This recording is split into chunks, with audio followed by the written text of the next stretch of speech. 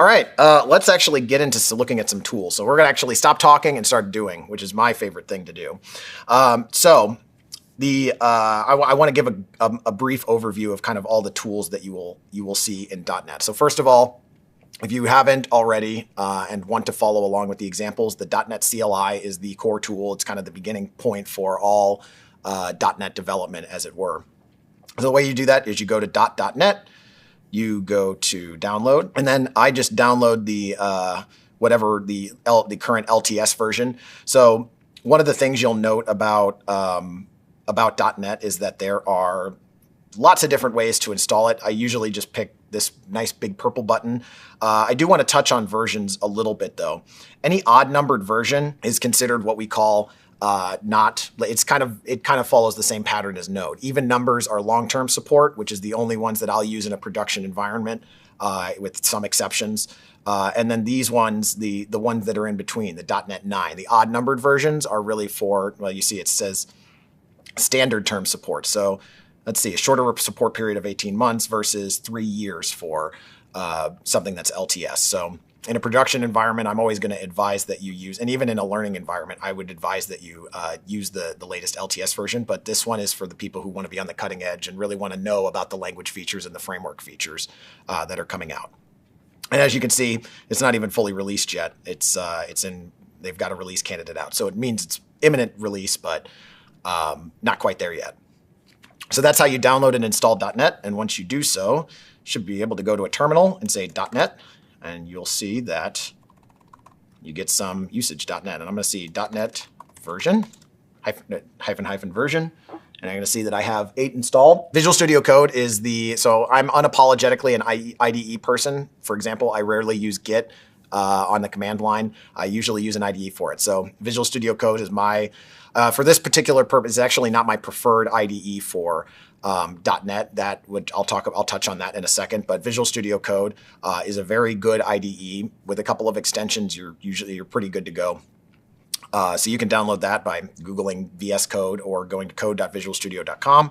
And it really is just a brand. The Visual Studio part of that is just a brand, but VS Code is as open a product as .NET Core, and probably more so in some ways.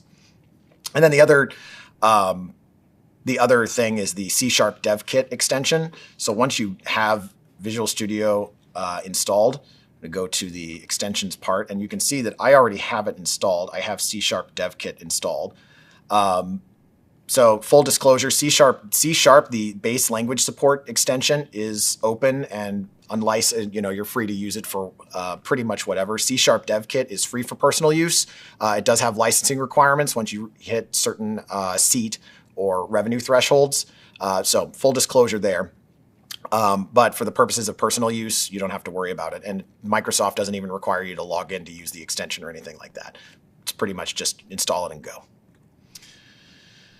So I'd say that this extension is very important because the IntelliSense, which has been a feature of Visual Studio products for a very long time, and it's one of my favorite early parts of using .NET, is the discoverability of APIs. So IntelliSense debugging, which is really important, and we'll demonstrate some of that. And we'll do all that in VS Code. So that's what this extension is used for.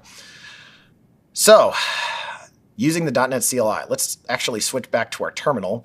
And you're going to see on this page that we have a lot of things that you can use with the .NET CLI. So these kind of go through all of the different templates. So somebody asked about having good templates or a good kind of blueprint to start off from. So .NET new is the command to start a new project, and then the next argument after that is, what do you want to build? Do you want to build a console application? You'll see me do .NET new console a lot. Do you want to build a class library which doesn't run on its own? It's just code that can be referred to by other .NET projects, or a web API for building an example API project.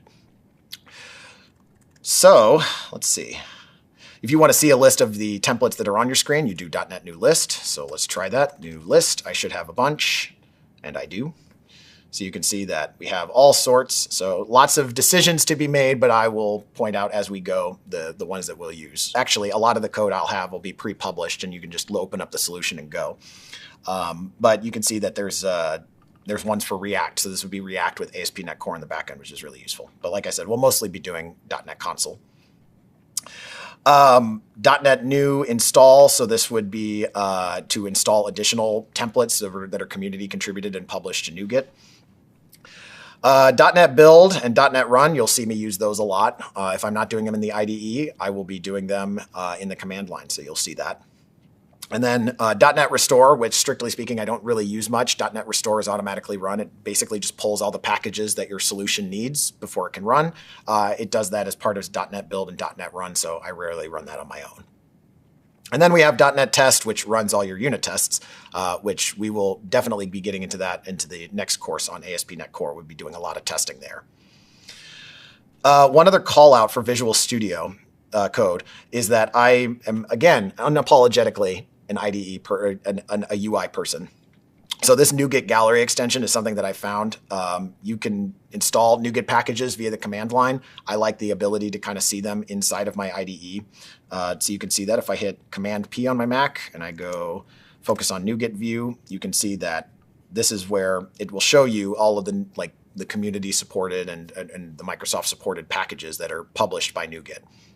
And so we'll touch on some of these, but I just wanted to point out that I use an extension for this. I try to avoid using the command line because I actually do want to see things like the version numbers and things like the info, and I find the UI to be more convenient for that. Lastly, of course, do we need Visual Studio? I'll say it again, we do not need Visual Studio. If you're doing any legacy .NET development on .NET Framework, you could use Visual Studio. It is absolutely a great tool. I still use it. I use it with ReSharper, which is a JetBrains tool. It is a paid product. And so is Visual Studio. Visual Studio community, like C# Dev Kit, is a free to use for personal use, up to 5 seats and 1 million in revenue. You don't have to pay for it. After that, they want you to buy their Visual Studio subscription. ReSharper is a paid product. You buy it, you license it for, I think, for a year. And it adds a whole ton of things to .NET and into Visual Studio to make refactoring easier and navigability easier.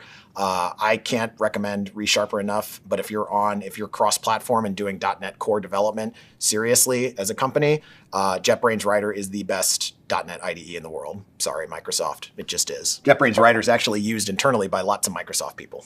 What is the difference between .NET SDKs and the runtime? So I believe, okay, so the SDK is if you would install the SDK on your local machine to actually write .NET software.